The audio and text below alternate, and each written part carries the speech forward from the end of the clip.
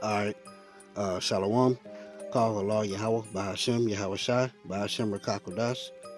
Double honor to the apostles and nails of great millstone. Um, this video, kind of going into it's a quick little short video on showing that we almost at the end. If you want to, look at the time, as the scripture said, measure the time diligently within itself. We are literally right at the door, like it's knocking on the door. It's not down the street. The end is not down the street. It's not round the corner. It's not centuries away. It's right at the door. It's knocking, and I mean, you gotta be paying attention to see it. But I just want to hit these quick little scriptures here. Let's see, all right, this is 2nd Ezra chapter 4, verse 35. It says, did not the souls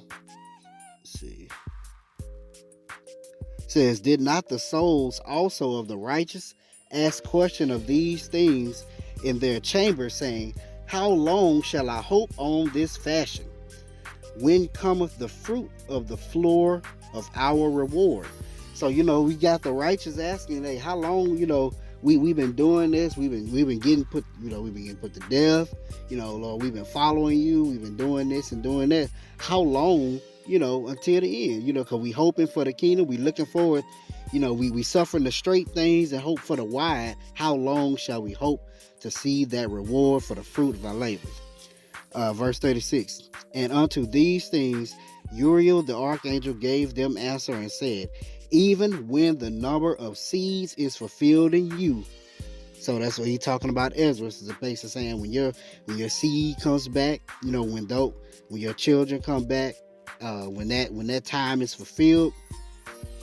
For he hath weighed the world in the balance.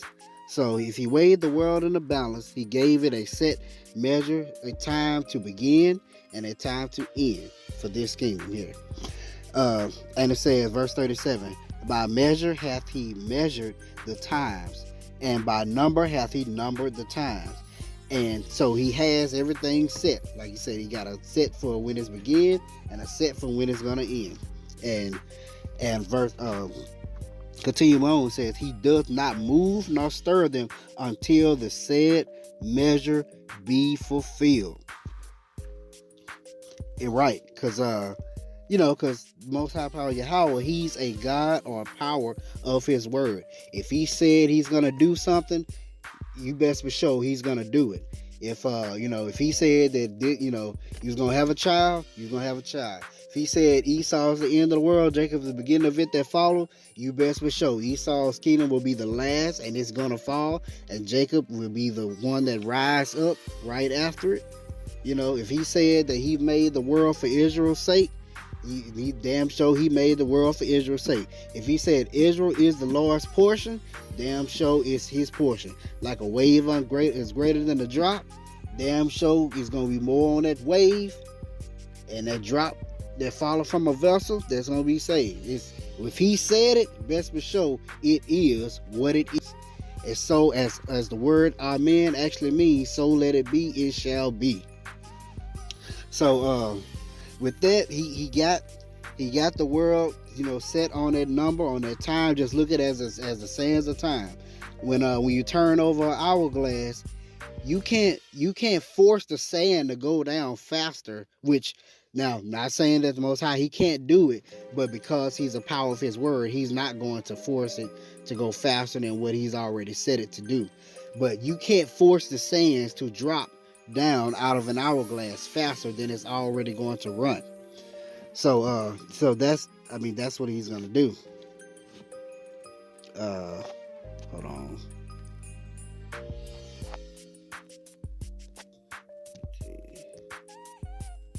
I want to get this scripture too. 2nd Ezra chapter 14. I'm gonna start at verse 10.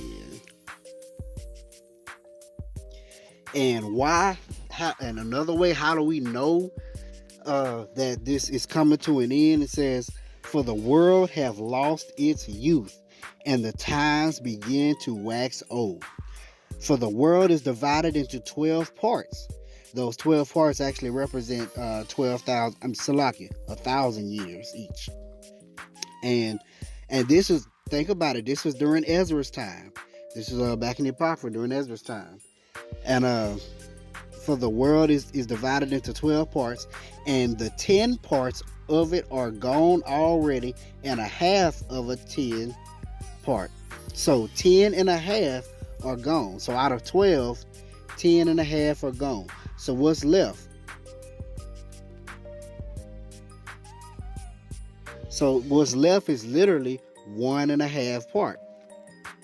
And verse 12, and there remaineth that which is after the half of the 10 part.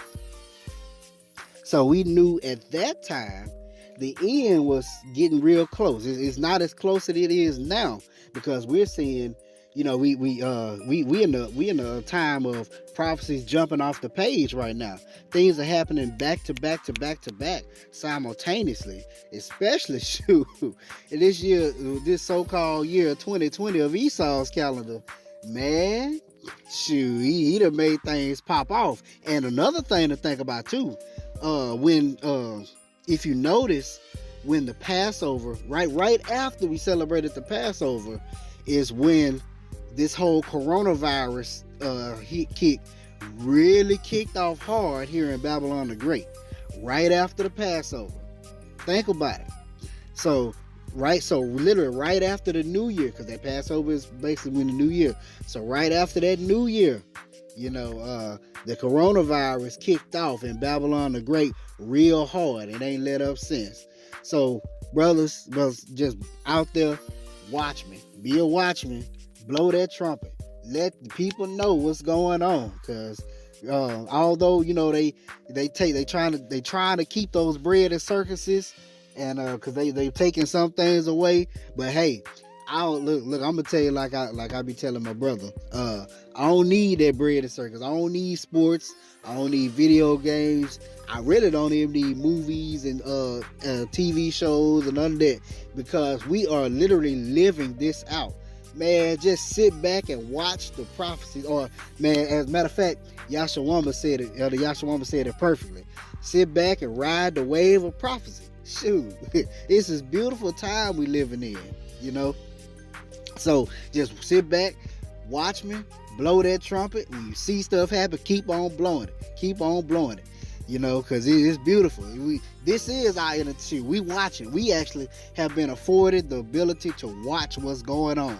So this is our entertainment right now. Take your focus off what Esau, the distractions Esau got going. Focus on this kingdom. Focus on what's going on in this world. Focus on these scriptures. Focus on these prophecies. Hope you were edified. Shalom.